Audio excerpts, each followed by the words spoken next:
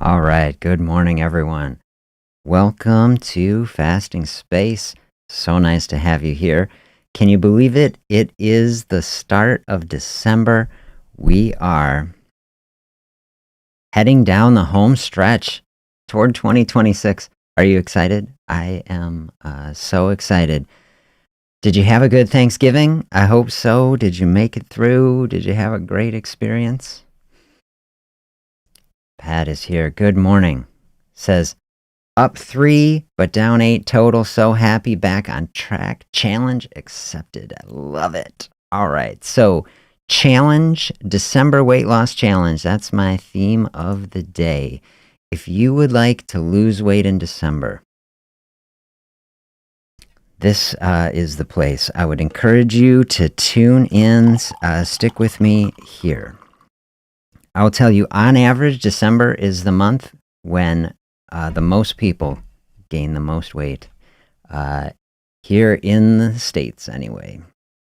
Holidays, a real challenge, and we're heading into a season. The cold is upon us, and movement levels come down, and the good food increases, and so everything comes together to make it really a challenge. So the challenge is real, the challenge to maintain weight, lose weight, okay? So we are going to combat the challenge with our own challenge. We're going to pull in the opposite direction. Right? We got a lot of forces pulling us over this way, and we're going to say, we're going to pull ourselves back in the other direction. Now, anybody coming through says, hey, a challenge, that sounds too intense. The whole vibe I'm going for on this channel. Very chill, very relaxed. So if a challenge isn't your thing, hey, hang out. Some people can do a challenge. Some people don't have to do it. Sometimes it's enough, I say, is just walking along the riverbank, which means like, we're looking at a thing, we're learning about it, we're hanging around, getting the idea. Maybe that's your December. But if you've been hanging around, you're kind of getting the concepts, you're seeing where things are going, then we'll say, okay, a challenge. To reflect on our challenge, I'm going to show you, we'll go to another little reflection space. So here, I filmed this yesterday. We got walloped with a foot plus of snow in Madison over the weekend here. And so here I was filming the other day. We saw this lake. And then here a bunch of, these are geese out here now. Ducks mostly gone. Geese are here. Give you some thoughts here. Okay, if you're new coming in, I should say hi. I'm Dr. Z. So nice to have you here on the Simple Fasting channel. Fasting Space, this live broadcast I've been doing. Fasting Space, I'll just tell you from my vantage point as an internal medicine physician, the most valuable metabolic space that we have in the body. I was a primary care doctor for many years, and what I saw in my practice, which was very large, thousands of people, every month, hundreds of people coming through. And what I saw, I say, okay, can we get way out ahead of so many of the things that I was trying to help people with? The high blood pressure we were talking about the other day, the cholesterol, the blood sugar, the weight. All these things, when you boil them down, have a metabolic root to them. And many things can touch that. Our food choices, our activity level, of course, involved in this. But then I came to see, a fasting space, profound additional tool that has been so neglected in our society.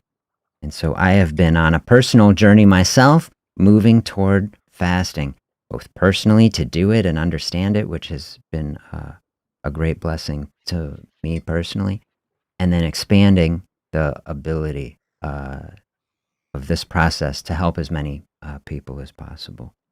So if you're sticking with me here, what you can expect, fasting-based information and especially practical application. That's what I want. To take fasting concepts that might sound good, in a paper, or that somebody plenty of intermittent fasting videos on YouTube. They say,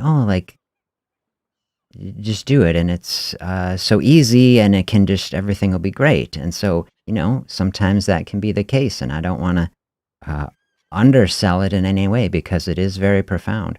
But the thing that I have found more than anything is that fasting is a very powerful practice. It can be very intense, and because it is very powerful, and therefore, the way that I always approach it, at least that I try to do it, is to approach it in a very thoughtful and gentle way, not to bring any hype to it, just to see the reality of it, that it's putting us in this very, very interesting physiologic space and also mental, emotional space to drill down right into that center space where it's interfacing.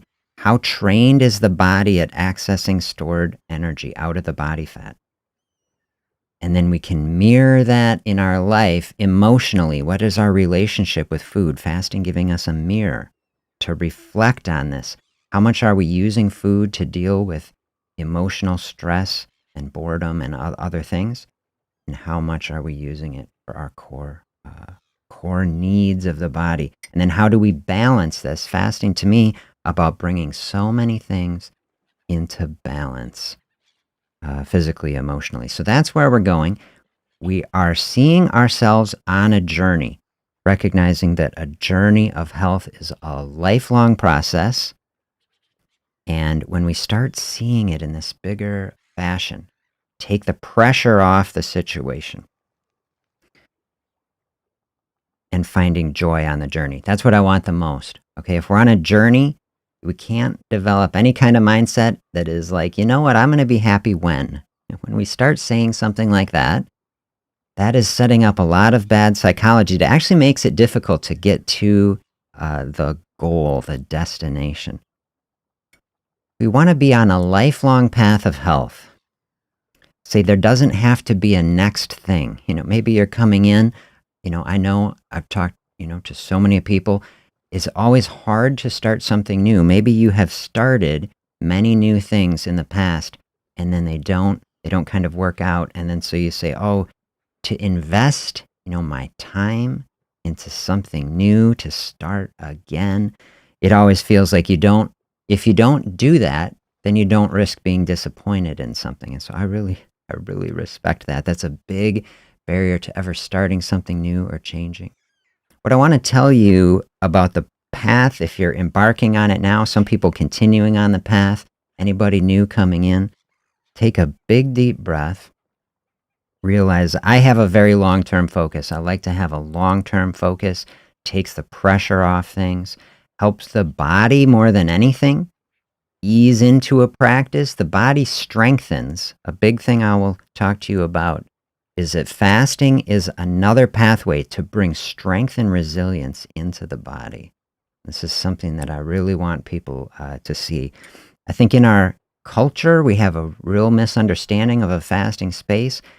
People are told many times, including by a medical system, say, oh, you shouldn't fast. Is that not good for the body? Will you be hungry? Could you be weak? Are you going to be burning up your muscles? I did a talk, you see it a couple months ago. Fasting can make you strong. And this is what I want more than anything else. If fasting was a pathway to weakness, I'll tell you, I would never personally do it. I have no interest in being weak. I want people strong. Do you see strength and health, vitality, flourishing? These things all connected. And so fasting, another tool, not the only tool. I'll talk to you about every good thing in health, staying active and eating the best, healthiest, nutritious food, working on our mental health and all these things that support wellness. That's how you find joy on the journey. We're trying to create one day that is like a beautiful expression of health. I've done a lot of sessions where I've been reading through some more artistic sort of books where we're talking about creating things. And more than anything, I want to help people create a health experience that is a joyful expression of health. To me, that's a very out-of-the-box thought. We don't really think of it that way. A lot of the messaging that is usually given around, a diet path, dieting, like one of the classic, say ways to lose weight, or some exercise program, you think about words might be coming into there like punishing, right? Intensely, like I'm going to just, really hit the gym so hard. Now, I'm a big exerciser.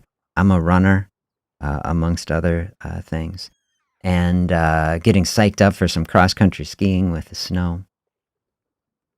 But always that the pathway of exercise also should be a joyful expression. If you are burning yourself out on some exercise process, you can hurt yourself. You're going to be decommissioned if you hurt yourself going so more intensely than the body is trained for.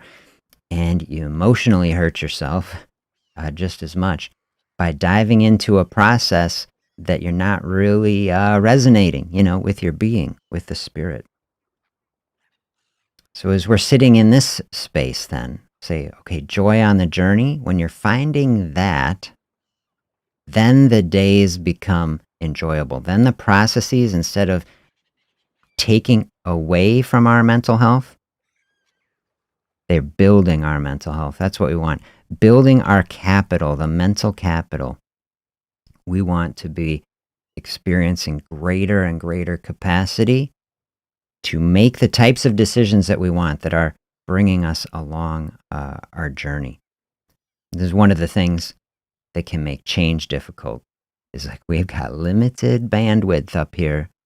And a lot of the reason we get into habits and routines is just to automate a lot of the decisions that we make so that we don't have to think so much about those. Take our limited attention to the decisions, the things that we got to do in our day. So a big part of the challenge is to prime. We've been going through some psychology texts talking about mental priming effects, about the things that we're encountering, the suggestions that are shaping our assessment of reality and what is normal. We're trying to create an environment, the big movement that we're going toward, creating an environment in which it's normal to be, feels normal, feels good, feels like a flow state.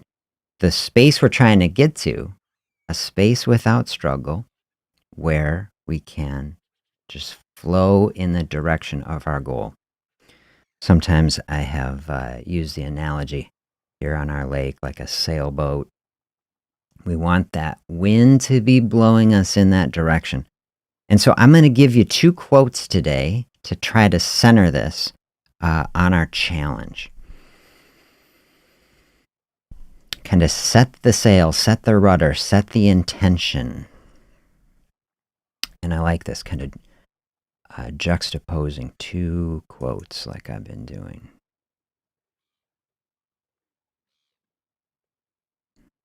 Here's the first one from Einstein.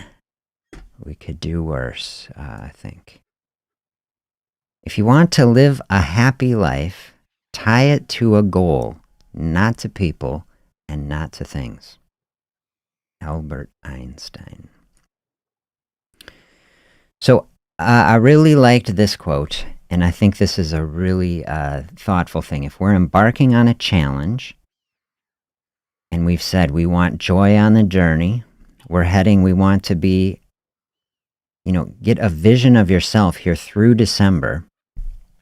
We said we've been on this path. We started the live every weekday with 82 days till 2026. And we've been stepping forward, getting ready for the holidays, planning it out. And then here we are, 31 now, 31 steps, continuing with joy on the journey. And we're thinking, okay, just January 1st.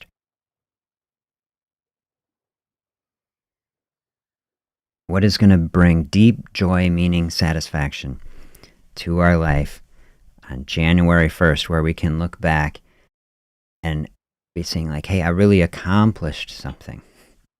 Okay, goal going to help that. People, okay, we can help people, but we don't want to source our happiness on people, right? Because, that's going to be a gamble. It'll be a gamble. And on things. So I just love this because a big connection that I try to make here on the channel. Fasting a process more than anything to me about building a mental and emotional state of peace and contentment. A very, very valuable space to have, something that isn't a big focus in our society or our culture. I often describe this culture as consumption culture. Everything, focused on more and bigger, better, more expensive, like all these things. A lot of keeping up with people and appearances and these things. To me, fasting taking us out of that, finding inner peace and contentment is what a lot of consumption is trying to do. And that can be with just buying things, or it can be with food. That's where we get into the relationship with food, that we're going to consume our way to happiness in some fashion. So maybe if we think of this quote like, food is another thing. Obviously, we need it. This is the balance. We have to eat. Fasting is the balance to these things. So we want a happy life, and within that happiness, like Einstein is saying, okay, is also peace and contentment and satisfaction. That should be the goal, more than a number on a scale. All right, this is where I try to say, and I try to avoid numbers a lot. I'm not too big on numbers. Numbers can stress people out. And, I read the song Numbers a few weeks ago. I just love that lyric. There's always a number that can make you feel bad about yourself. And, you say maybe there's a number that can make you feel good about yourself too, but I want to help us draw back from that. Our happiness in life, not just come from numbers, okay? We're not trying to set up anything like that. Want to be very, very thoughtful. Health, and especially emotional health, I say, is like the very top priority. So pick the goal. Now, I picked 5 pounds as the goal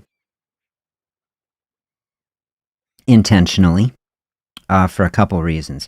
And, you can set a different goal as much. But I picked 5 because most people, when they think, at least in my talking, see what you think. When I talk to many people, how much weight do people want to lose? Sometimes they got the numbers, say, I want 30, I want 40, you have this big thing, and maybe in the big picture, it's more, okay? But sometimes I bring it all the way down. When I was doing this, I thought about picking 1. I say 1 pound weight loss in December, also would be perfectly great. If you can get any amount of weight loss, this would be the goal. Sometimes I say 1. When I'm in my personal counseling with people one-on-one, I say, what if you lost 1 pound a month from now and you were not stressed out at all about the situation, you had a good time, and you understood why it happened, and you could replicate that. And especially if you did it in December, which is the most difficult month to lose weight, and then you can build off that. So whether it's 1 or 5, I ended up going with 5 because it's like a little bit of a stretch. I mean, it's a challenge. Say that'd be just a little over 1 pound a week. To me, that would be pretty great. So this is kind of be like a stretch goal. Now, people can lose fasting very intense. You can hit fasting very, very intense. You can lose more than 5 pounds in a month. It can be done. But this is kind of the max of what I have people shoot for, because I want more than anything for a process to be joyful and sustainable. And especially if you're new to it, I don't want people to hit things too hard where they burn out, because absolutely you can burn out. I define fasting just as a process of openness. Okay, and so an openness should be always 100% voluntary, under no coercion or stress of any kind, more like an exploration. And so to me, a 5 is low enough that it's not overwhelming. Like 10 could be very overwhelming. Oh man, like for many people it would be. And 5 much more than 1 though, where it's like real, 1, you can't really see it. Like if you were on a sustainable path, like let's say I'm losing 1 pound in a month, it's within margin of error of a scale almost, so like December lost 1 pound and January 1 pound. You say, well, we're getting toward February, and then you're starting to see it. Yeah, it's real, because there's daily fluctuations of these things. And, over the course of a year, you march that out, you say -12 over a year, you were ahead of 95% of people just with 1 pound in a month. So we can see that's very stable. And if you're finding joy on the journey, that could be good enough. And in a long-term process, even at -1 in a month, be so positive. If it's not stressing you out, it's bringing joy and simplicity and decreasing stress to life. Okay, that would be perfectly great. 5, more fun, a stretch goal. Say if you really get in, you dial in on it, do you find it fun and exciting, a challenge? I like the quote, how does it go? Shoot for the moon and end up in the stars, okay?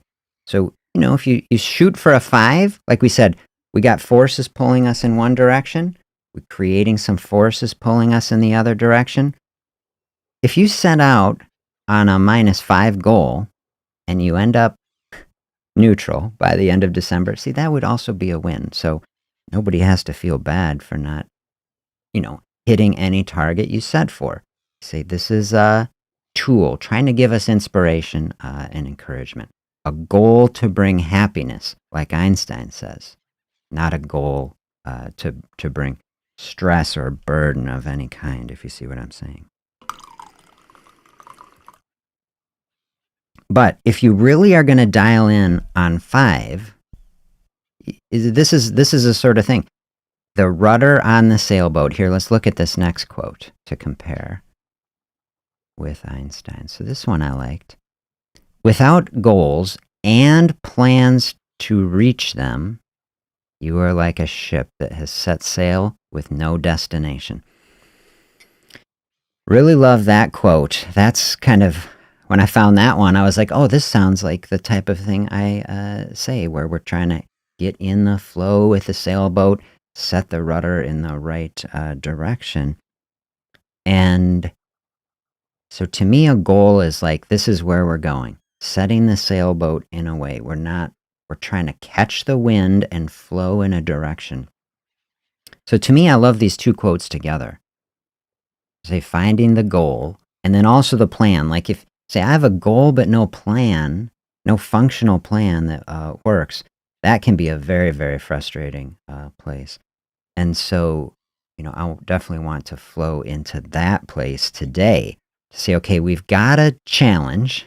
We can see that we're setting up this emotional space. Hopefully, it's an exciting space, a curious space and exploration that'll help us move toward a goal or process.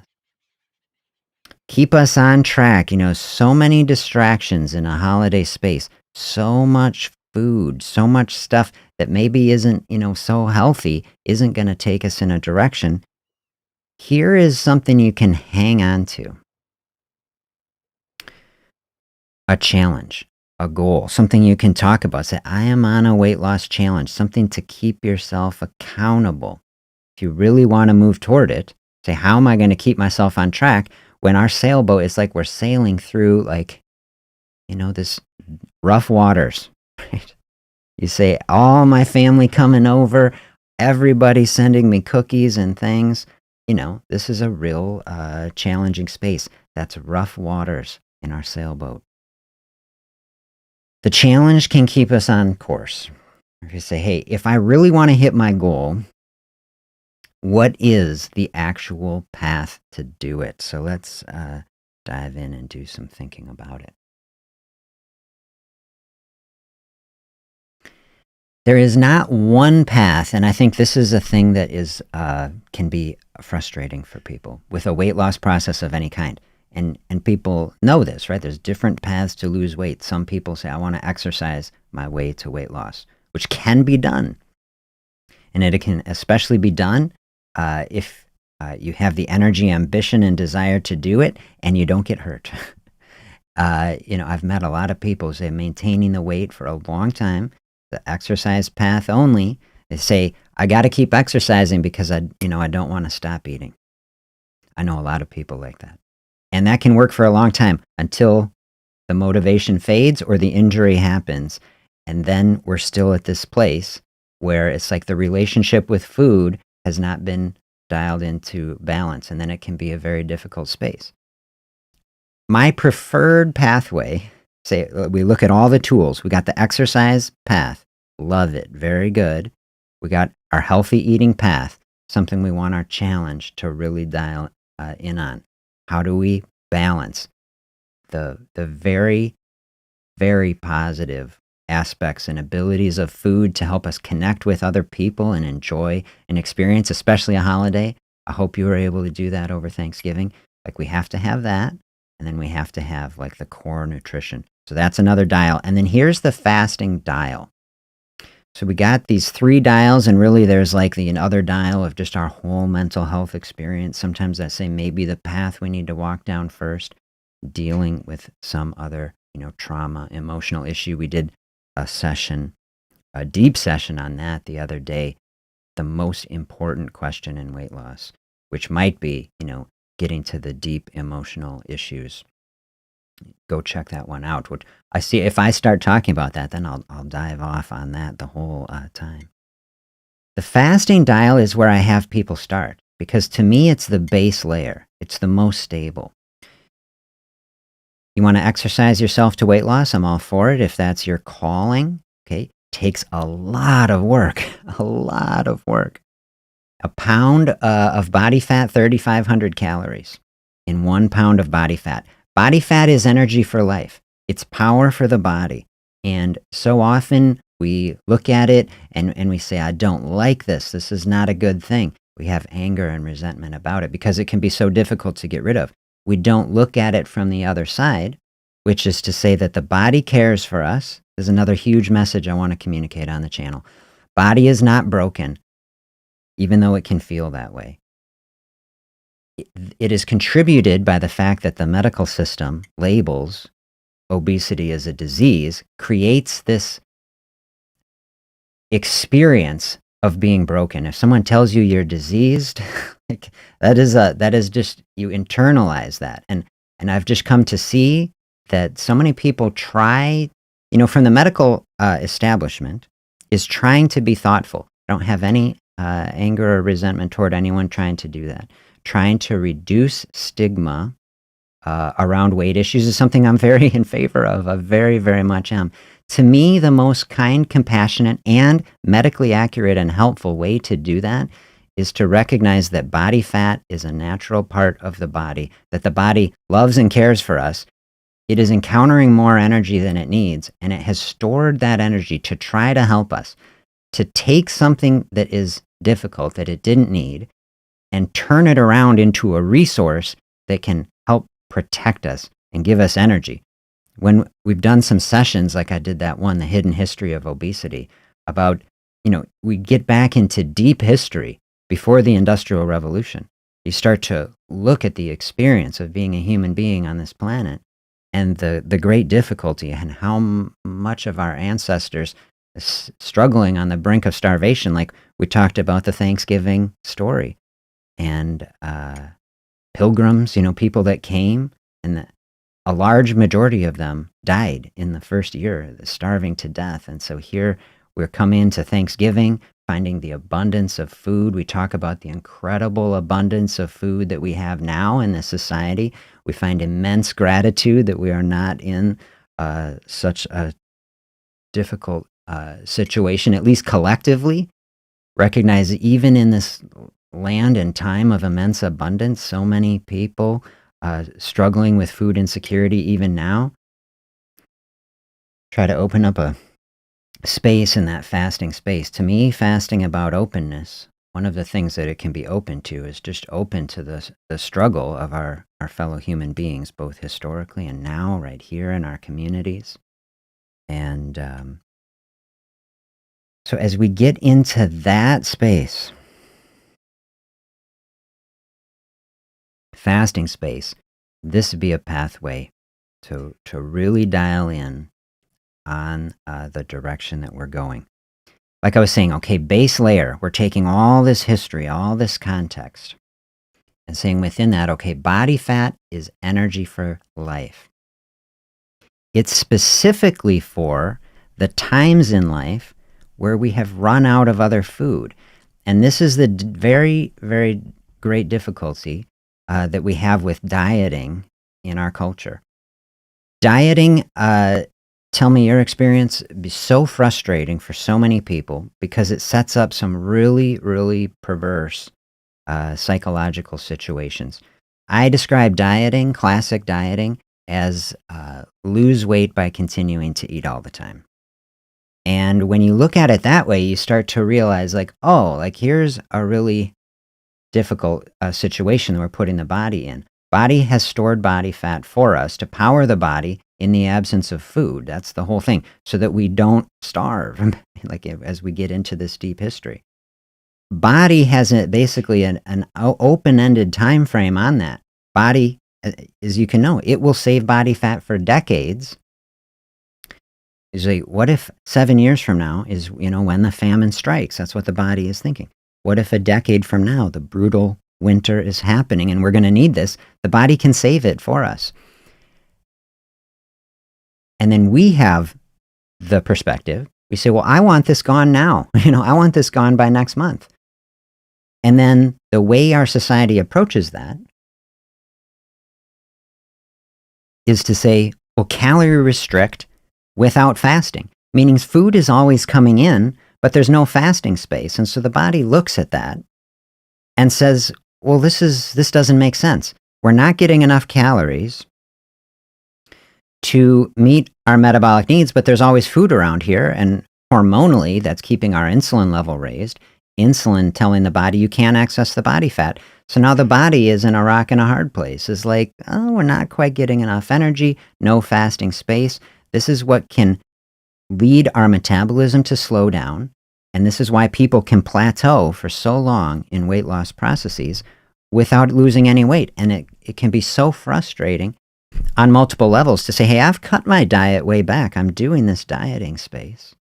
And it was working, but now it's not working. And then people bring judgment on themselves. Well, I'm just not doing it good enough. When in many cases, a standard diet can't work in the long term in many ways.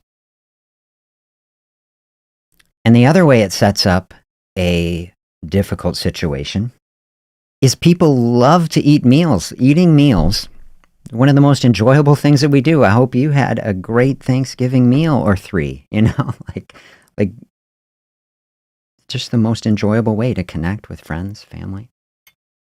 When you're dieting, though, it sets up a real problem because it's like you're supposed to be cutting way back. Your meal's supposed to be smaller. You're always eating less than you want. And that is a very frustrating space to be in, especially if it's not working. Because it's like, oh, I'm eating less than I want. Like we're not really enjoying ourselves as much as we wish we would. But then you could always be eating less. And here's the real psychological kicker is you're dieting. You're not having the results you want. You're not really enjoying food. But then it's not working, and it's like you could always be less. So people end up restricting on the calories harder and harder, but never fasting. Okay, fasting creates so many beautiful resolutions to these psychological processes. Pat says, I gave up on dieting. I'm establishing a lifestyle. This is what I want. This is what I want to share with people. Develop a very thoughtful, positive, healthy, happy, content lifestyle. Fasting can be part of that. Fasting traditionally be viewed, oh, that is so restrictive. It's so restrictive. That can't be fun. That can't be enjoyable. I couldn't like that. When the opposite is the case for many people, when you learn to do it. Because look at the psychology of it. All of a sudden, you can't be more aggressive than fasting. Like to eat nothing for a period of time can't get more aggressive than that. And so actually to practice that, to realize I'm giving this like literally 100% on this dial, the fasting dial, there's literally nothing else I could do that is more aggressive than this. That's actually very satisfying. Right? You see, like you can feel pretty good about that. Like I am giving my body the complete freedom to access the body fat. And so this is the way I try to have people turn it around and look at it. Don't look at it as restriction on life. Look at it as freedom to the body. giving a gift to the body, giving freedom to the body. Hey, body, look at this. You don't have to run all these digestive processes. We're going to give you a break, shut down that GI system, turn the resources. You got the energy right there. You've been saving it. And body be like, are you kidding me? Like, okay, we do that. We'll shut this down. We'll start accessing the body fat. And then the body can release that energy. That is like fasting freedom. I love that.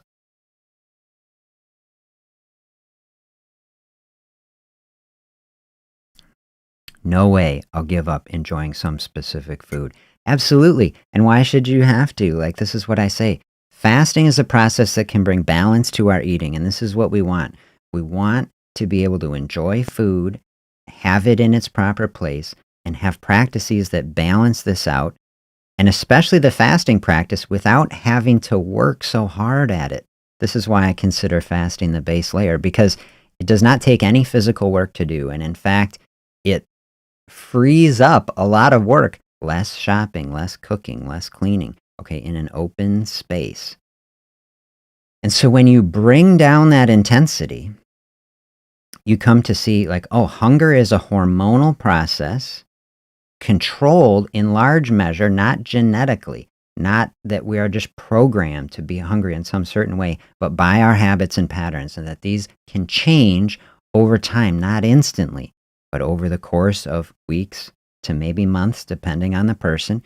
That's why we give the body time and space to open up and adapt to it, to strengthen. You know, if you're never a weightlifter, you are very deconditioned. You don't walk into a gym and pick the biggest weights and just, burn yourself out, pull a muscle, injure yourself. Just like fasting. You say, fasting, not anything I ever did, not something I am skilled at. You start at a small space and open it up, and the body will respond over time and grow in its ability to do that. And we've talked in the past about you can dial that down to even tiny increments of minutes over time. And then, of course, we expand that. So to me, fasting, most people on average go 12 hours. 10 to 12 hours is someone finished eating dinner at 7 at night, and let's say they don't eat before bed, which I highly recommend. That's the beginning of fasting. Taking out a bedtime snack after dinner is opening up a couple more fasting hours, and then go around till having breakfast at 7. To say, well, that is a pretty normal amount of fasting in a day. And then we say breakfast, breaking the fast in the morning. Say we got 12 hours without food. Body did fine in that space, right? Body knows how to handle that.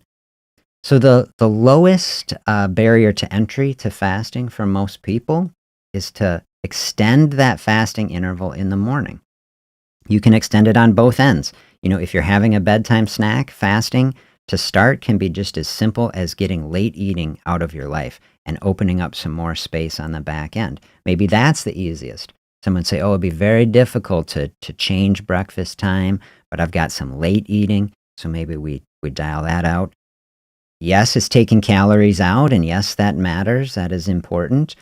But more important than calories, really, to me, is like we've been through this whole era in health and weight loss that is, I would call the calorie era, right? Where everything is calories, everything is boiled down to numbers. If we had to track a number, though, I would not choose to track calories. I would choose to track food-free hours. So if someone is normally having 12 hours, to me, much more important to track, like, oh, well, now we've gone from 12 to 13 hours and then 13 to 14. To me, that is a much more effective thing to track than like, oh, we knocked out 100 calories here and then 100 calories here. Because what we're really trying to do is change the hormonal environment in the body. People get so dialed in on calories, they don't realize hormones control how calories are processed in the body. And we want to change that. Very few ways to do that. The few ways are the things that we're talking about. You can change that through exercise. You can change it through our food choices. and then people haven't appreciated. Fasting, one of the most powerful ways to actually change the hormonal state in the body, trying to reset things, especially insulin. So the big metabolic problem in our society today is insulin resistance. And one of the big reasons we have that is because we're overloaded on simple processed carbohydrates, and we don't give the body space without food coming in so that it can shut down these processes and come back into balance. So the longer we go without eating, the more we allow the insulin level to drop, the more we allow insulin resistance to reset. Sometimes this is not really how it works in the body, but it's a useful analogy to kind of get the idea. I think about, I do a lot of gardening sort of stuff, and, even with the gloves on, I've got these calluses on the hand, right? So the more work you're doing with your hands, right, the more the calluses you will get. Now, that's like insulin is doing its work on the cell. And so if we keep hitting the cell with insulin, it's like building up a callus, right? So where the callus is less sensitive. We get that, right? And so just like the cell, you think, oh, the insulin's always hitting it, building up a callus, it's less sensitive. This isn't exactly how it is in the body, but it's kind of like it. But if we wore giant gloves and we got manicures all the time and we just gave it beautiful space. We never did any work. Okay, the calluses would go away. It's like the cell. If we give the break to the cell, so you don't have to do any work now, like you're not getting flogged with insulin all the time, those calluses that we're describing are going to go away. And so you start getting that. You start to get out 14, 15, 16 hours. You're starting to get into the space at that point where the body really can drop that insulin level, and you can start to reset insulin resistance. So to me, as we're talking about the challenge, how do we actually walk through a space like this in December? Try to lose 1 pound in a week. The starting point, try to get towards 16 hours. The ways to do that usually looks like an idea of going from 3 meals in a day to 2 meals in a day. So numbers that are important to me, not so much about calories. I'd say food-free hours would be one great way to track it. The other way to say is just how many times do we eat in a day?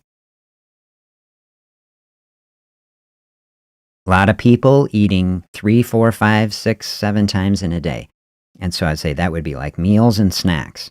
And so this can be even a simpler thing to count as opposed to food-free hours, because then maybe you got to write, okay, what time did I eat? And then we got just how many times did we eat in a day? Many times in nutrition counseling, in our modern understanding, people are told, oh, you need to keep eating in order to keep your metabolism going. And we've spent time talking about how we have gotten into this space. And maybe we can unpack that. If people want me to talk through that again in the future, let me know, and we can dive further.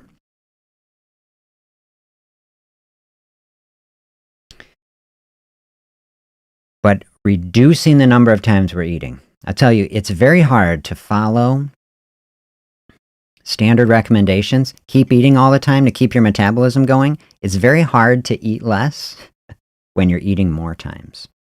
Very hard to get fewer calories when you're eating more times. This is how we get into this standard dieting framework where people eating little bits of all the time, but never as much as they really want, never really satisfied. That is the schedule, perversely, that creates hunger. So hunger is in response to meals. This is how the pattern develops. Hunger is about patterns.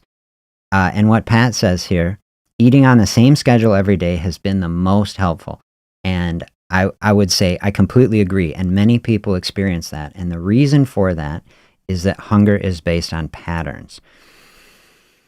So a barrier to a fasting process, you say, okay, you're going to open up some fasting space, you feel hunger. That would be the obvious barrier. And I can't tell anybody that you move toward a fasting space, you won't experience some amount of hunger. Sure that you will. I've got a series on the non-live side of the channel the regular video channel Hunger series, where I talk through a whole bunch of videos on hunger and dealing with it. If you're struggling with hunger, I encourage you go through that series. But the basic idea is this, is that hunger is based on patterns because we don't appreciate how much work the body does for us in our food processing. We just eat food, we think we're done, but the body is like, okay, it takes 12 hours on average to process anything that we eat. And so, like, okay, you eat something and body's like, man, we're going to be working for a long time, and it's busting all that food up into atomic particles, bringing it into the body, sterilizing it, organizing it, sending it where it needs to go. And it's a lot of work to do that. And there's a lot of, to be honest, dangerous chemicals the body uses to bust this stuff up. Think of like eating a steak. It's like, just like us, right? So if it can blow a steak into pieces, obviously could blow us into pieces. That's what is happening when you get a stomach ulcer, right? Body's literally, those acids and enzymes are busting a hole in you. And so body has to keep all that stuff very tightly controlled and regulated. And so the whole digestive process controlled by hormones very tightly. The body doesn't just keep, acid storage tanks. It makes the stuff on demand. And part of the way it does that, okay, hormones assessing our eating patterns. And they're saying, oh, we're kind of a person that eats around this time. Takes 20, 30 minutes to make these hormones and processes. So body starts that process, getting everything ready. And then when everything's ready, then body says, hey, we have got the system ready for food processing. This would be an optimal time to eat. That's what the message of hunger is. Under most circumstances, unless, you have a blood sugar problem, your blood sugar crashing, okay, you want to stay far away from that, then, you got to eat to get that up. But under most circumstances, the way the physiology is supposed to work in the body, we interpret hunger as like, I'm running short of critical energy. You have to eat now in order to function and be healthy. Right? When the reality is, they say, I have more stored energy than I want. There's plenty of energy there, but we just have to create the environment where we can tap in and actually use it. So when we are feeling hunger, body saying, we think you're going to be eating now, but we can say no. We can say, hey, actually, I would like to use some of this stored energy. This is how we're working on the fasting part of our path. Then the body is like, oh, like, well, okay, we'll put these chemicals back away.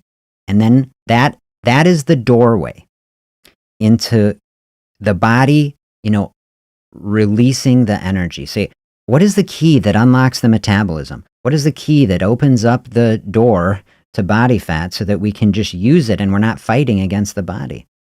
It's like fasting is like that doorway where you say, if there's always food coming in, key is locked. Body says we're going to keep that stuff in the cold storage. You start opening up a fasting space. Body is like, oh, we can put the digestive stuff away. Don't have to run that now. This is what I call riding out the fasting wave. Have you ever experienced this? Maybe even without planning for it.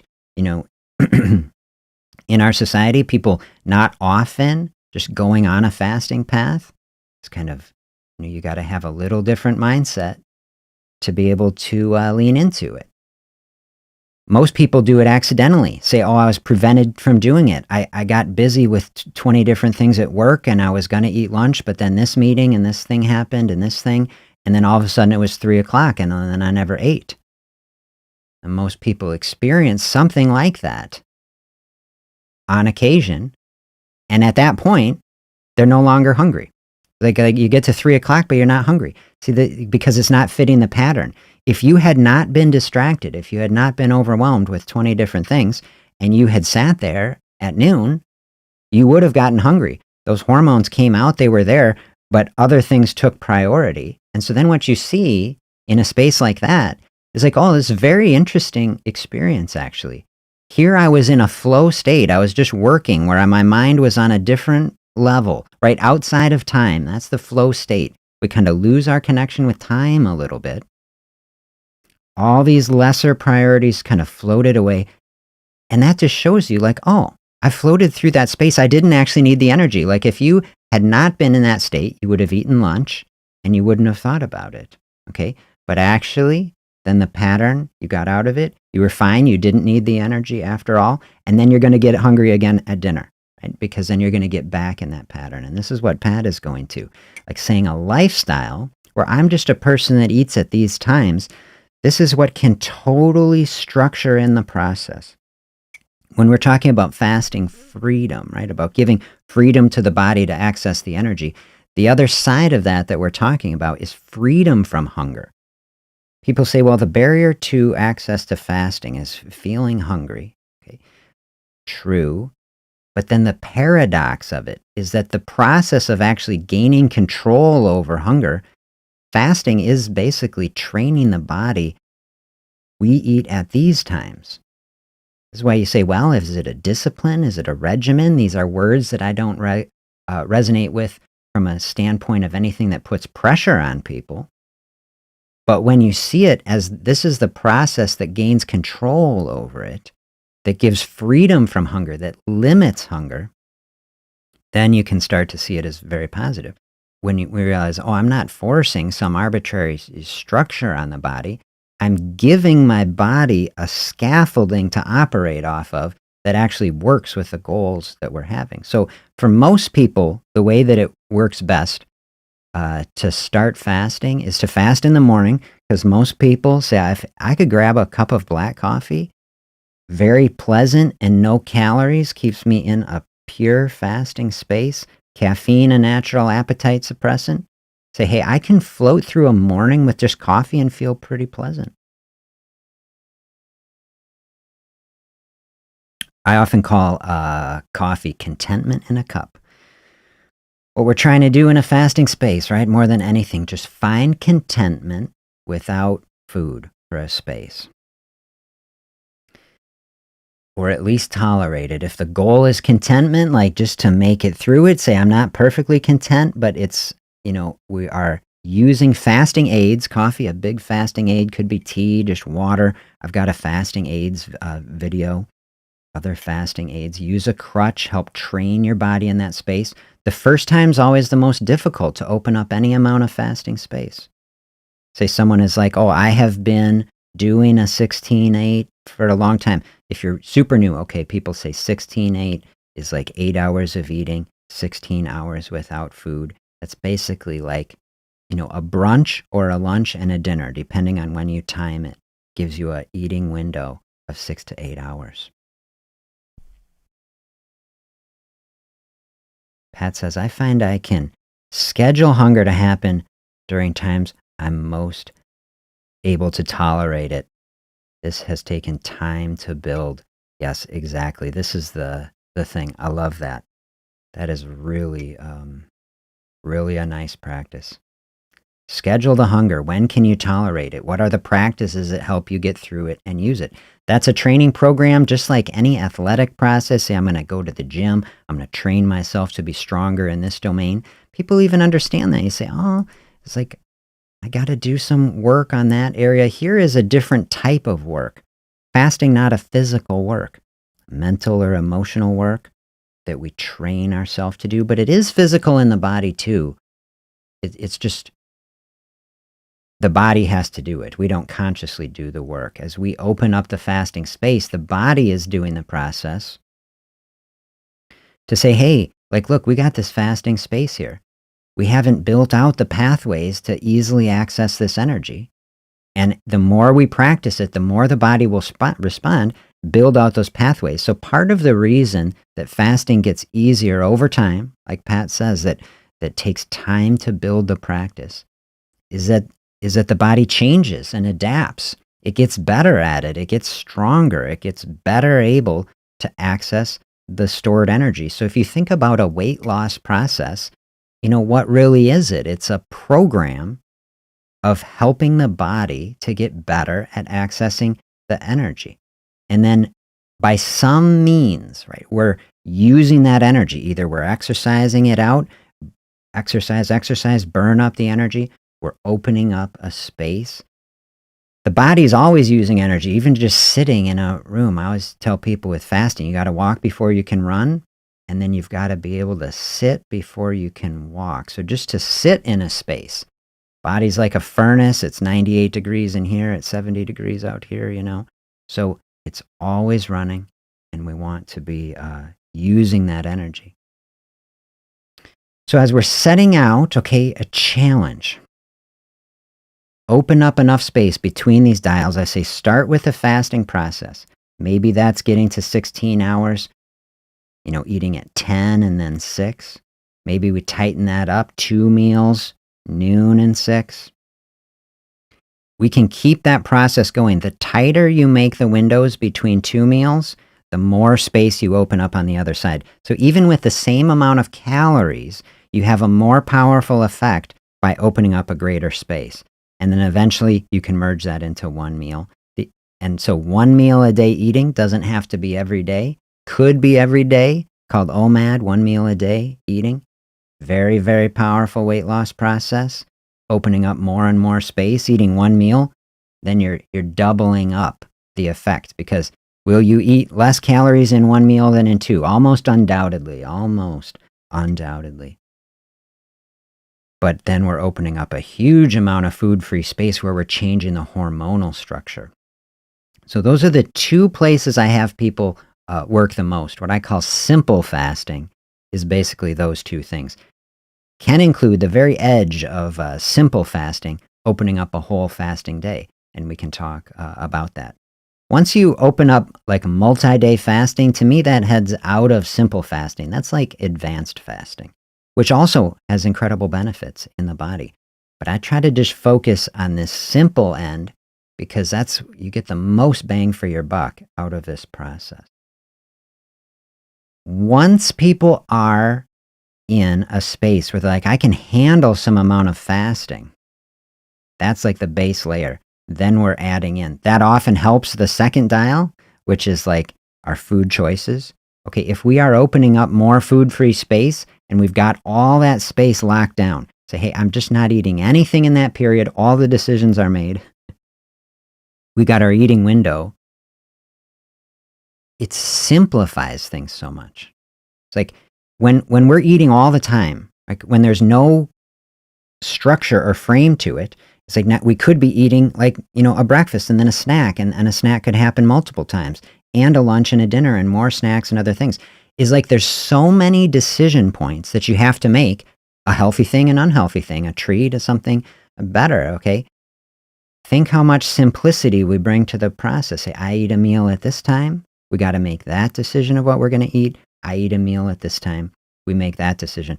We basically have to make 2 decisions. We take our total decisions from like almost infinite, where we could be eating at any point, and we like way shrink it down. And it's enough to make those specific decisions.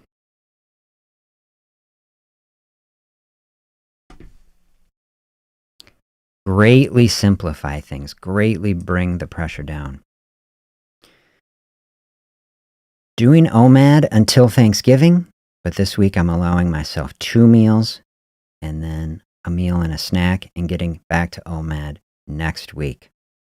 Avoiding discomfort and frustration as much as I can. See, I really love that process. Fasting can be very flexible. So the schedule, we say if that's a regimen, say that can definitely serve you, but it doesn't have to be the same all the time.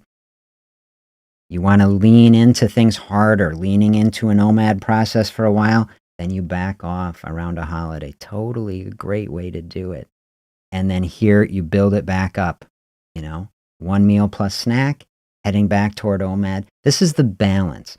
So there's nothing magic about eating at the same time. The main benefit, like we said, is that it can get you in a space where the hunger lines up with when we're actually eating. So then we limit the hunger as much as possible. That's the practice, to try to get control of a hunger craving. The other side of it is the more you experience it, as you practice it, you come to just realize what's happening physiologically in the body. Be like, oh, like I'm feeling hungry. you come to reinterpret that. See, oh, I see that there's this hormonal experience happening in the body. Body is kind of trying to run this digestive system, but I've been here before. This will pass. And that feeling, then you can start to see to go through that feeling is the path. You keep energy from flowing in, you keep the insulin down, and that is another door to entry into the space. Oh, my body will shut this down and will open up access to the body fat. And when you can have that mindset, helps to build mental strength and resilience, realize, okay, I'm here in this space, I can make it through this, and this is giving a gift of openness to the body, gonna help keep more energy from coming in. Yes, creating a negative calorie balance is a good thing, but doing it within the construct of a fasting space is what allows the body then, without not to get into this restricted space where it might slow the metabolism down in response to the fewer calories. To say, oh, we can open the door to the fat storage, and then we can use that energy. And so that's what we try to balance in this space. How much of it do we need or want, desire? That's really the mindset of fasting. Not like, oh, I'm going to be just pushing this on myself, I'm going to struggle it out. But like, how do I open up and give my body this opportunity? Give my body a gift. That's the balance. The more you turn that dial, the stronger the effect. But the more the dial is turned, the more the intensity. And so that's like increasing the weights. If you're trying to bench press, and it's like more time of fasting, be like putting more plates on the rack. You got to build up the strength to be able to do that. So maybe that's what December can be for you in this space. If you like the idea of the challenge, if you say, I like the idea of moving toward it, say, how can I just slowly increase on that dial? See, dialing in on the fasting dial can take so much pressure off in so many other areas. The decision fatigue of having to make so many other decisions and choices. Okay, we can take that pressure off by tightening in on that eating window. Then when we're eating, you don't have to feel restricted in that space. Say, it's not a dieting meal. You can have a nice, enjoyable, delicious, satisfying meal. And so most people will make that a dinner meal because that's when most people are connecting with friends and family. So try to keep your main eating at the time when you're connecting with the most people, like whatever your lifestyle is with people. Most people like the fasting window in the morning because it can be just so normal to just have a coffee, get up, and either if that's by yourself or even if other people are having breakfast, most people don't really care. Say, I'm just having a coffee this morning, and then you can connect in over coffee. So nice. So socially, that's like the easiest. Dial the eating in. Then you're getting the most benefit from the food, both in the emotional, social space and in the physical space. And that takes the pressure off. We're so far away from this dieting mindset of like always restricted little bits, never having enjoyable food experiences. Even every day, I tell people, even something as aggressive as OMAD, where it's like we're going huge amounts of fasting space every day, you still have it's not a dieting meal then. Big satisfying meal. Then the middle dial we haven't talked about as much, is trying to limit our processed carbs. But like, do any kind of low carb meal where you're getting some protein source of veggies, not limited on fat content, can have, rich, satisfying foods, very satisfying. And then you get in a groove of that. Then you see we're bringing balance to our days. Enjoyable food experience, powerful fasting space happening in the same day. Once you're in a groove like that, then you start adding in the exercise. That's the progression that I have people go. Get the balance with some fasting space first. And then within that structure, add in food choices that are supportive. Get the fasting space in a place where we are coming to this good relationship with food. We're finding contentment in a space that is balancing out our eating. then we flow into our food choices. We dial in on the healthiest food choices. And then from that space, that's where I was going, is all right. Now in that space, I can start gently bringing in some exercise on top of it. You pair all those things together. Holy cow. Now we are talking about some serious weight loss power. Because when we start exercising in that space, the most difficult space to exercise in, a fasting space, like we're putting all the burden of the metabolism and the exercise onto the storage system. So I tell people you want to be very, very gentle to do that. I tell people you got to sit before you can walk. So you're in a fasting space, you're just sitting around, you're having your coffee. Once that starts to feel okay, then the next step, kind of walking, right? So we're doing some walking. Now there's no food around. There's nothing else to burn but the storage. Open up the walking space. Walking level activity, that's where I would say is the place to start with that. The sky's the limit as far as exercise. You know, the way most people do it in our society is they start with the exercise path and they try to hit that so hard, and then they reverse things down the other way. And then they're adding some amount of food modifications or dieting process, and then barely any concept of fasting, really. So in my experience, what I would say, the path of least resistance really is to turn that around. Dial in an amount of fasting space first. Get more comfortable with that. The goal ultimately would be to be comfortable with it. I will tell you my experience personally as someone who has been practicing fasting personally for over 10 years. I'm very comfortable with it. I like it. And I didn't always feel that way. It was one of the more difficult things that I've done initially. And especially that was the case because I didn't have any community or connection of people saying, hey, this is actually okay. You're going to be okay. I think it really would have helped me if someone would be like, oh, you're going to adjust it. 6 months from now, you're going to be feeling great. And not that it takes 6 months to feel better. I mean, a lot of people, what has your experience been? If you've never done fasting before and all of a sudden you're doing it a couple weeks, most people, you realize, oh, the energy is higher. Like I'm feeling better. I'm feeling more mental clarity. Like there's all these other benefits. But specifically, it's the hunger effect to get through feeling hungry when you've always been told in your life, oh, hunger is bad, as something bad is happening to you. It's like you need to listen to your body as telling you need to eat. Then you can feel guilty for not doing it.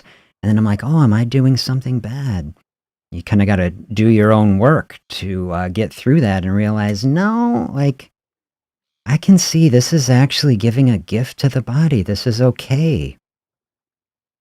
Especially as I was seeing, I told this story on the channel before, I was becoming very unhealthy as a medical resident, just, binge eating carbs down in the hospital cafeteria and chronically sleep deprived. And I gained a lot of weight. And see, I had so much struggle to lose that, which was so frustrating because I was running half marathons. I was so active. And I did that for multiple years, extremely high physical activity, but then eating enough, to balance it out and never fasting. It's very hard to lose body fat in that way. Not impossible for a period of time, but very difficult. And when I finally dialed in on the fasting, I learned the fasting, I start doing it. That's what turned it around for me. And I was like, oh, we have got to help people see this. Help people see it, but like Pat says, like no one realizes I'm doing this. See, that's the thing. Fasting a personal path, especially when you have your eating lined up so that the times that you are eating are with a social connection and these things, like nobody has to know. Nobody has to be, judging it. You don't have to justify it. You don't have to, broadcast it. I kind of like that idea the most. It just takes the pressure off, Fasting to me, a very personal path. It's about us. It's our relationship, both with our body and with food.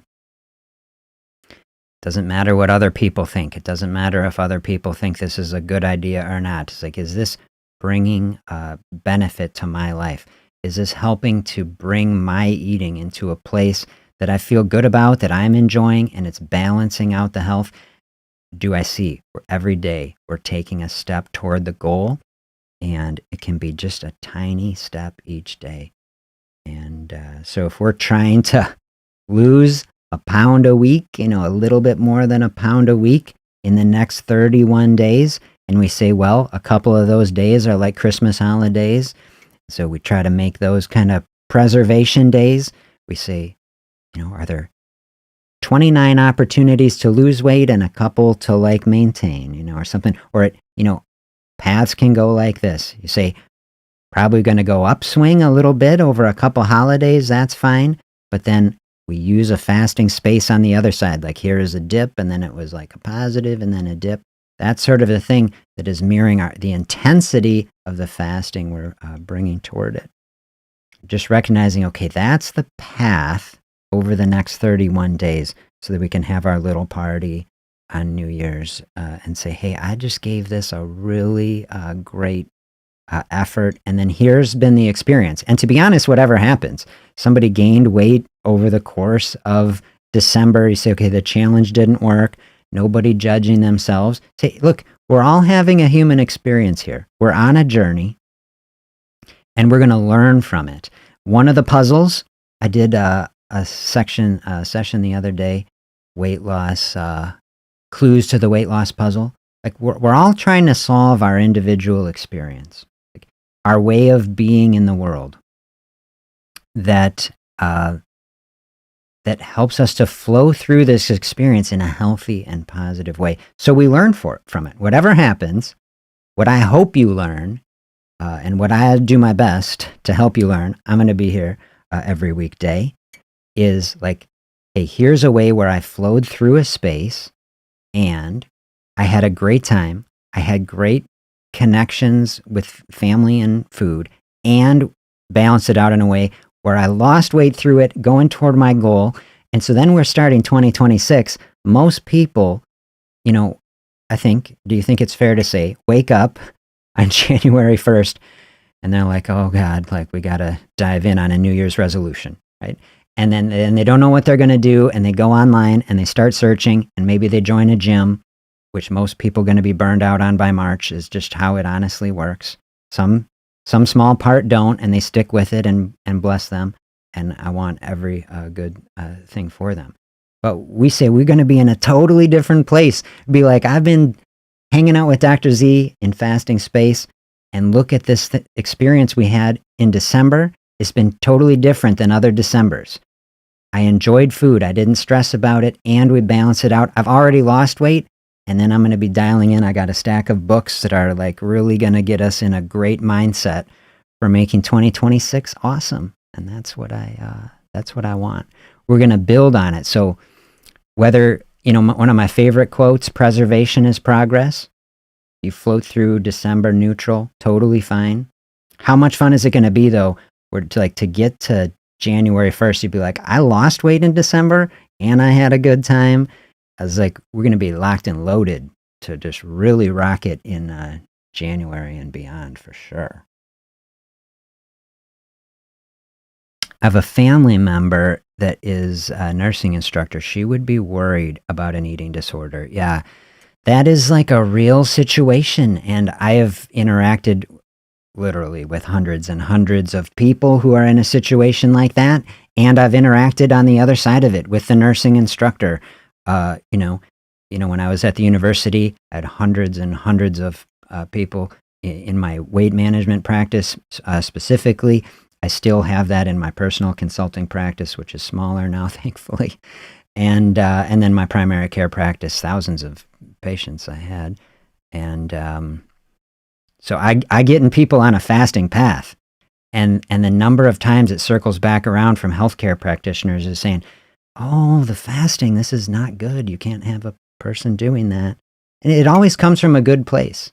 It comes from a place of being thoughtful, because eating disorder is real. I've given a lot of talks on fasting, different conferences, different places.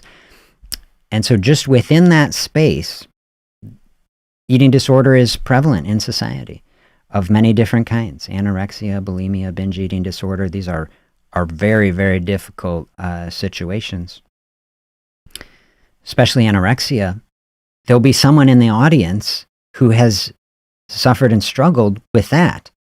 And to come to a talk, as someone is talking and tell people to be fasting, someone who has struggled with anorexia can be very, very difficult. People feel very, very passionately, say, hey, I don't want to hear this. It's not the message for them. There is not a one-size-fits-all eating program for every human being on this planet. Fasting is just a tool. It is a metabolic, physiologic tool that can help people in a certain situation. The time where it is appropriate to lean into it and use it is if there is too much, more energy in the system than someone needs. Say, I want access to this energy in my own body. How do I do it? The primary way actually to do it is through fasting, because the body is saving that energy for us in order to power our body and life when we encounter periods without food. We're in this incredible abundance where we don't have any absence of food, and we say we have thankfulness for that. But when it is out of balance, when you say, okay, this excess energy that I have is leading to negative physiologic consequences in the body, including fatty liver disease and cardiovascular disease, diabetes, and orthopedic problems, and all these other things. Say, I would like to use some of this energy. Let it fulfill its natural purpose, power my body and life. That's how you get rid of it. Fasting, the doorway to walk through to get it. That is often the path of least resistance, like I was describing. Much easier than exercising your way through all the eating and then exercising more through the energy storage. Got to do so much work. Try to take the pressure off that first by creating a hormonal, physiologic, calorie environment where we can depressure that whole situation. Then when you exercise, it doesn't have to work through all the meals and all the other stuff. Then it can boost and enrich this fasting-based process. That is the way to do it. But you see, this is what is so interesting to me, is like fasting so simple. That's why I call it so simple. Like literally you can describe the whole process in one sentence, which is one of the first videos I put on the channel when I had no idea. Maybe I still don't, but no idea what I was doing at all. I just say one sentence weight loss plan. Let's see, can I even remember the exact words? Just eat 2 meals a day in a 6 to 8 hour window and see if that's good enough, right? That's the sentence. Like you can just do that. You don't even have to know anything about it. Eat 2 meals in a 6 to 8 hour window and see if it's good enough. And it might be good enough. If it was good enough to do that, say, 2 meals. Each one of those words I thought a ton about. I say just because it's like, that's taking the pressure off. It's not commanding anybody. It's just saying, just do this. It's like, it's kind of softening it. That's what I want. Eat, to me, a fasting process. To say, how do you learn to fast? It's focusing on eating. All right, this is what is the paradox. We're not focusing on, I'm going so long without eating. No, the focus is like, we're eating at noon and then we're eating again at 6. Is like, and think how good these meals are going to be. You see, we're focused on eating. When we focus on it, that's a mindfulness practice. Say, I'm going to be enjoying it. Like, we're not stuck in some space where we're restricting so much. Or we say, oh, I'm deprived. No, I'm just have openness and I'm enjoying food at these times. 2 meals, the most important number in weight loss to me is 2. If we can get to 2 meals, that's the base layer. To me, 2 meals a day should be the base layer of eating for our society. Instead of 3 plus is not working well for people. Just eat 2 meals. Like, meals was such an important word because it's not snacks. Like, if one of the meals is a snack, okay, you see what I'm saying? But it's like most people, like, try snacking your way to weight loss. Like, that is really difficult to do. Always eating, but never as much as you want. always the hormones are like, well, we could be eating anytime. And so like you can get hungry all the time. They're very hard. So when we say, okay, 2 meals, keeping all the eating concentrated in a regimen where everything lines up in the body and the body understands, oh, hey, we got this big window going to be coming 18 hours. We're not going to be eating. We don't need to ramp anything up, you know? Very nice space to be in. And then the ending phrase is like, see if that's good enough. It's like, it's more pressure's being taken off. It gives the opportunity that that's the only thing you have to do. If a 2 meal a day, 16/8 sort of regimen, you just switched into that. If that's enough to help people slowly, sustainably lose weight, I've had many patients who are over 10 years. And that's the only thing they ever did. And they slowly lost weight over time. And that was fine.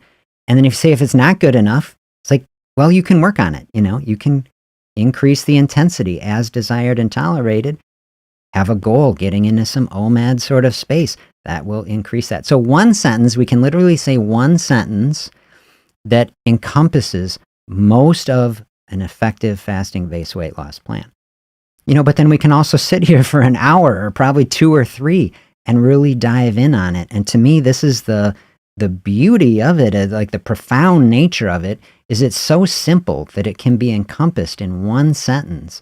Yet it's so profound that it gets into this very, very deep physiologic, emotional space that actually does have the power and ability really to change our life, right? To change food so central to our life, so central to our emotional and physical experience, and fasting getting right down into the very core of it. You're not going to really find a more profound space to analyze and our experience our emotional relationship with food and our physiologic ability to access body fat. Fasting heading right to the root. That's why we can talk for hours about it every day. And I'll tell you, I was personally so nervous, a year and whatever ago, I launched the live show. I was like, can I talk about fasting every week, like to do a show? And there's like, yeah, like the more shows that I did, the longer my list of things to talk about got. And then finally I was like, oh, I just got to get some of these ideas out. I was like, let's do it every day. And then you realize like, okay, we can talk about it every day because to me, it's the most important physiologic thing. Not the least of which is because it's free, nothing to sell anybody. People save money by practicing fasting. I think about the incredible amount of money people spend on dieting programs and things. And that's why I've done some videos, lose weight for free, lose weight with nothing, just with this open space. So this is what we're going to do in December. Going to sit in this space, what a fasting space is in the body. I'm trying to mirror the show with the experience. Fasting space, just openness. In this sort of space, here we'll connect daily. We'll dial in on the fasting space. We're moving toward the challenge. Opening up enough space, 1 pound in a week, going to basically get us toward that space. So divide that by 1/7. 1/7 of a pound in a day is what we're going to be doing. So we want a pattern in our day where we're losing 1/7 of a pound, opening up the fasting space, giving the body access to that energy. When we're eating, we want to be thoughtful and conscientious about those choices. And then when we're in a good space with that, to open up some movement, all these things enriching our mental health so that we can be enjoying the process. You find balance in all those things. You're finding joy in one day, feeling content with it. That's how we really dial into a space where you say, hey, I can stick with this. And you get in a groove with it and it's feeling good. Then we see, okay, we can stick with that. It can be a lifelong process. We can be off the treadmill of having to look for the next thing. We're just going to sink into it. Yeah. Okay, so that all came out of Pat's thought about Okay, a family member, somebody not on board. We could probably do a whole show on this. Health professionals who not on board, uh, family who not on board. See, okay, we went through. We did the one sentence, so simple, but also profound and deep. And the deep and profound nature of it is harder to communicate than just the one sentence. You know, you can say the one sentence, here's what it is. A very simple potential weight loss path, just eat twice in a day and see if that's good enough. Okay, that's a very superficial layer. It touches on an eating disorder area because there are people who, okay, you don't need someone with anorexia, you don't need to tell them that fasting works, okay? But so inappropriately applied, right? The very worst possible way to use fasting. Someone in an eating disorder space have to be so thoughtful to anyone in that space. We want to thoughtfully use fasting, very appropriately applied. And then what we want to be doing also, helping to show people who are interacting in this space, healthcare professionals, they say, well, I interact with people with an eating disorder, inappropriately applying fasting. Okay, we have to see there's a balance to everything in life. I feel very strongly that we need to help people with an eating disorder, absolutely protect them from inappropriately applied fasting. But it would be a great, great tragedy. It is, in fact, a great tragedy of our time that compassion for people in one situation is causing harm to a vastly larger amount of people who are suffering with metabolic dysfunction and don't know how to lose weight. That one of the very most profound and powerful tools, a fasting space that can be practiced and trained to a space where the difficulty becomes very low and in fact just becomes empowering. I mean, I couldn't imagine not being able to do it now. I feel so much better with it. Such a joy and benefit to my life. Couldn't imagine not knowing about it. I would be in bad shape. I know I was in bad shape. And then this process has been such a blessing to me and so many people. So we're going to lean into that space together, especially through December here. We're going to navigate the holiday. We're going to be diving as deep as I can take us. Finish out our beautiful psychology book that I was going, really getting into the way the mind works, helping us to load in the most pleasant, thoughtful weight loss space. We just need little steps. Right? Little steps gonna take us there. That's why I like the 5. See how the 5 works for you. Let's make a little mental note, everybody with me here. Where are you at, if you want, in the mindset? How close do you come to -5 over the month? We'll just learn from it.